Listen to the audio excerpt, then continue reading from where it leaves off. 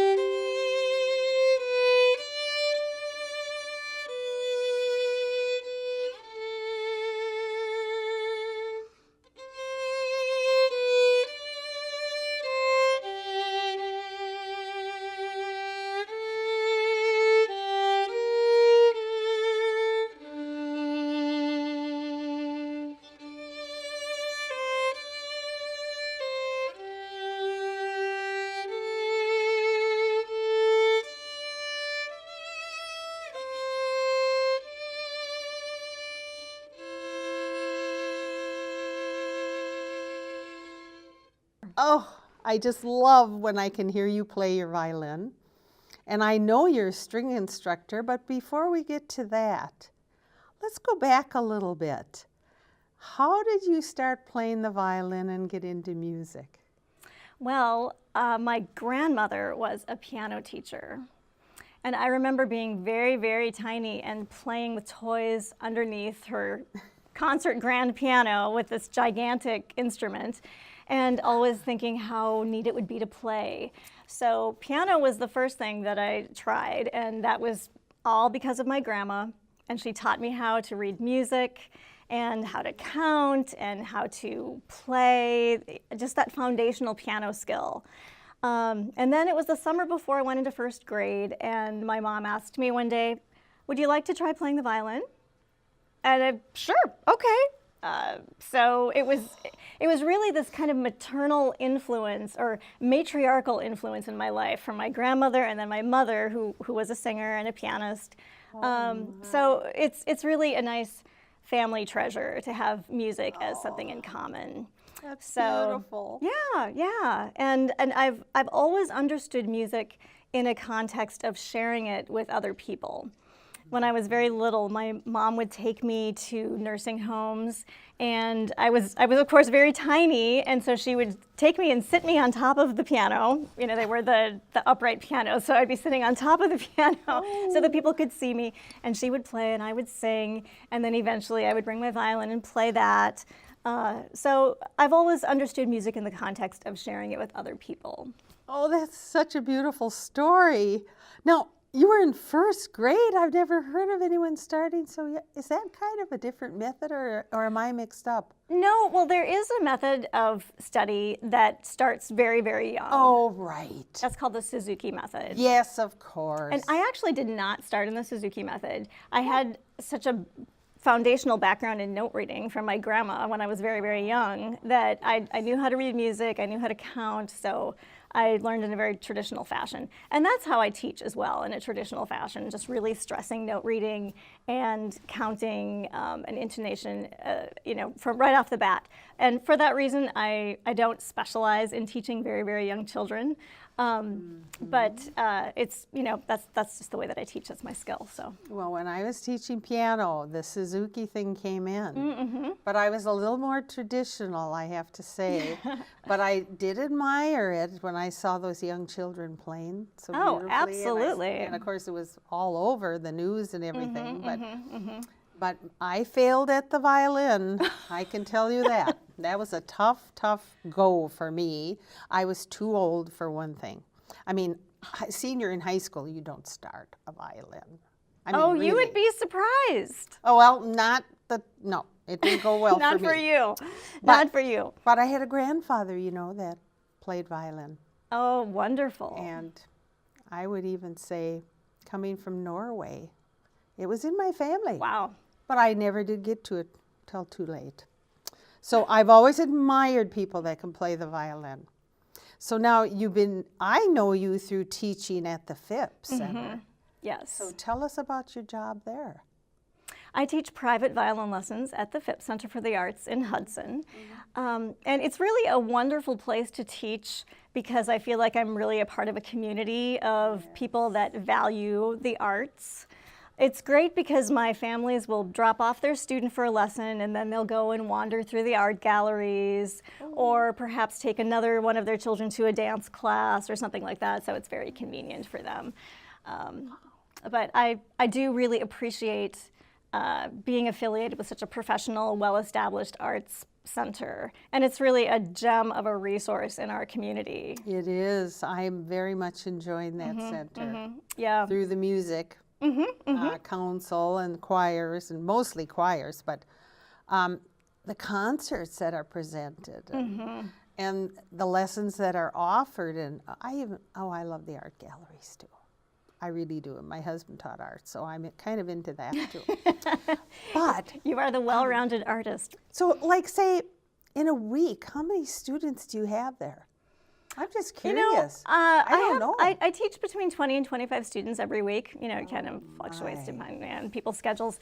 And my lessons are either 30 minutes or 45 minutes, depending on whether the student is a beginner or more advanced. Yes. And they're private lessons, one-on-one. I have to ask you, what's the best time then to start violin lessons? That's a really good question. I've always wondered. It's very different for each person. And some children have a high degree of physical coordination and mental focus very early, and others simply do not. So you can take one student and have them start at age 7. And you can have another student who starts at age 9. But really, by the time they're both, say, maybe 11, they might be at a very similar level of progress simply because that's, Really? Brains develop differently, physical capability develops differently. And also, it makes a big difference if the student is wholeheartedly committed to violin as one of his or her priorities, or maybe it's just one Yes. activity of many in their lives. And I really try to affirm wherever my students are with music, with violin. And I think I became a much better teacher when at some point I realized I am teaching violin, but I am also given this extraordinary opportunity to be with a student, usually a young person, for 30 or 45 minutes every week, and I can have an impact on them as a person, not just as a violinist. And so I really try to have my students leave my studio feeling better about themselves than they did when they came in. Oh, that's so And neat that you sometimes- do that. Well, sometimes that has a lot to do with music, and sometimes it really doesn't. Well, you know, there's horror stories about piano teachers who have, you know, really turned a few children off. Absolutely, yeah. And so that is beautiful that you can find something in almost every student and then you can nurture that. Yeah, it's I love it. it creates a very nice relationship between me and my students. Yes. They know that I respect them as individuals, as people, and I'm wonderful. interested in the context of their lives, not just the context of violin in their life. So, Now, you're also a performer. So tell me about that. And I think you have a group of string people. yes, I have a music contracting business called Strings by Sarah. Oh, that's perfect. And I contract solo and ensembles for special events, weddings, celebrations, church services, that kind of thing. So I play by myself as a soloist. I have colleagues that join me in duos, trios, quartets. Sometimes I play with a pianist. So it's a really nice variety of music that we play, and the great thing is not only the music, but it's the friendships that are formed with my colleagues. This is a set of 2 French carols, Pas de Pain and Noël Nouvelette.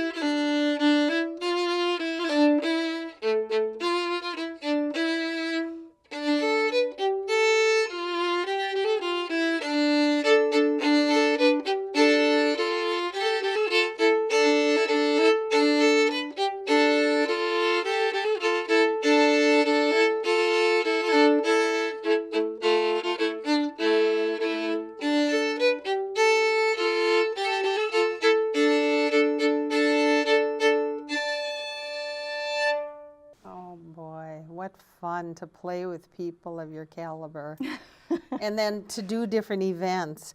Do you know, I actually have been asked to recommend a group several times. Oh, And I honestly did not know about this. well, now you do. I don't know why I was in the dark. I really have to get more information on that. So I'll just say if anybody wants to, they can contact Oh, me. absolutely. Right. So, and then, what is this? One time you told me, I have to ask you about this. I had never heard of this. You play electric violin.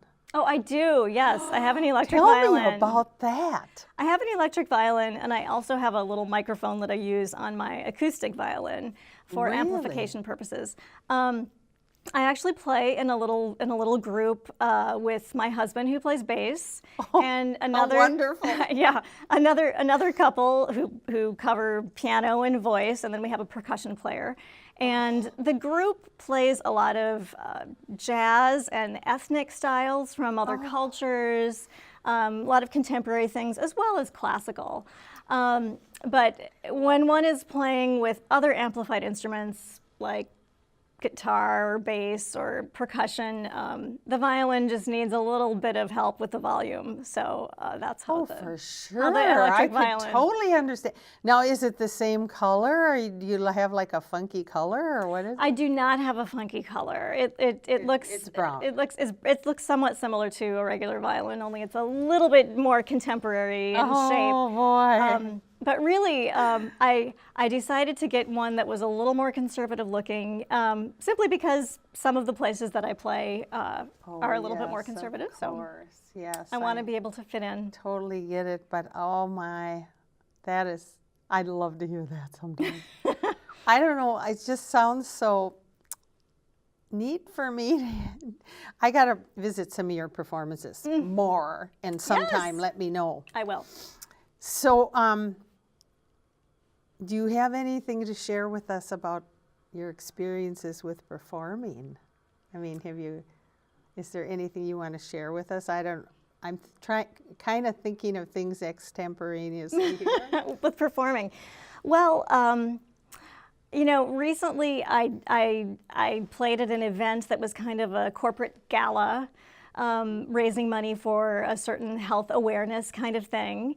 So I really enjoy being part of things that sort of have a purpose, so that my music kind of fits into a bigger picture. So it's not always just about the performance and me. I like to have my music be in the context of the event, and I like to feel that I'm supporting the couple who's getting married if I'm playing for their wedding, or that I am excited about the purpose of the event, or that kind of thing. And certainly that's true playing in, say, like worship settings. Right. I like to be a part of that. That's a lot of my background in music. So I'm very blessed that even here in Hudson, there is fabulous music in many places of worship, and so it's really great for me to be a part of that here in my own hometown. Well, I know you've been at my church many times, and it's been such a delight to have the strings with us and the vocals. They go so beautifully together. Yes, I would absolutely agree. And I have to say that many times when I'm performing, I think of myself as communicating musically. So in a way, I'm singing, but not with my voice. It's really my violin that is making that expression. Yes, that's right. In fact, I was always taught that the soprano voice is a lot like a violin. Oh, sure. And then the other stringed instruments going down, the same, like viola, cello, bass. Oh, strings are just something I love. Something I can really enjoy every day. Just put in a CD and whatever. The violin in particular seems to have a kind of an emotional sound for people. Oh, it does. It does. Some of those solos and some of those, even the sonatas and the concertos are just beautiful. So, you gave us some great insights. Thank you. You're welcome. Oh boy, now I'm going to change the subject because this is something you sort of brought this out and told me the other day, sent me something about acupressure with animals. Yes. I've never heard of it. Well, acupressure is very similar to acupuncture. Both of those practices are a part of traditional Chinese medicine. And they are holistic healing modalities. I do acupressure with animals. It's based on the same science as acupuncture with needles, but I don't use needles with animals. I just use light touch on specific acupressure points on the body, and those points influence the qi or energy in the body to help the animal find better physical, emotional balance. That's amazing. It's really very rewarding work, because even though an animal cannot communicate with words, it's very obvious when an animal is experiencing comfort or relief or relaxation, being able to release stress. Because actually a lot of animals are very connected to humans and take on a lot of stress from their humans. So it can make a significant impact on their health, not only physically but also mentally. So I totally agree from viewing dogs. I mean, I mostly had dogs in my life, and it's just amazing how they support you. True. And they kind of pick up on your mood and your vibes. Absolutely. And so I saw a couple pictures on this site. Could we, maybe we can put this site on the bottom of our screen. Oh, sure. Optimal so people animals. could look at it? Yes, I absolutely. think that would be wonderful. Thank you. I think that is just marvelous that you do that. Oh, thank you. Yeah, the name of the business. What a beautiful thing to strive for, to make an animal's life better. Oh, yes. It's very rewarding. I work primarily with dogs and cats and horses, but I also work on other animals as well. And so the name of my business is Optimal Animals. That's just beautiful. I'm so glad you told me about that. Well, I can make a little bit of a connection between that work and my music. okay. I think it's just kind of a fascinating thing. Acupressure with animals and violin are both ways of in which I connect with other people through my hands and true. through nonverbal communication. Yes. So I've found that these two parts of my life actually interact more than I might have expected. That is absolutely wonderful. I just admire you again so thank much you. for going into that particular area. This is a set of Silver Bells and Have Yourself a Merry Little Christmas.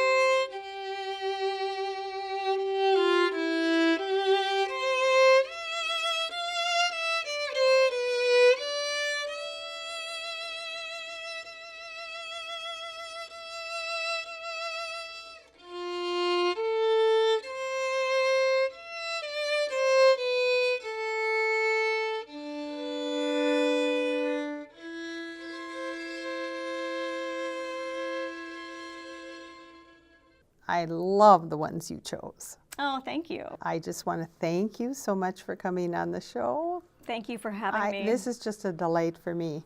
And I want to thank our audience for watching, and I hope you enjoyed the music.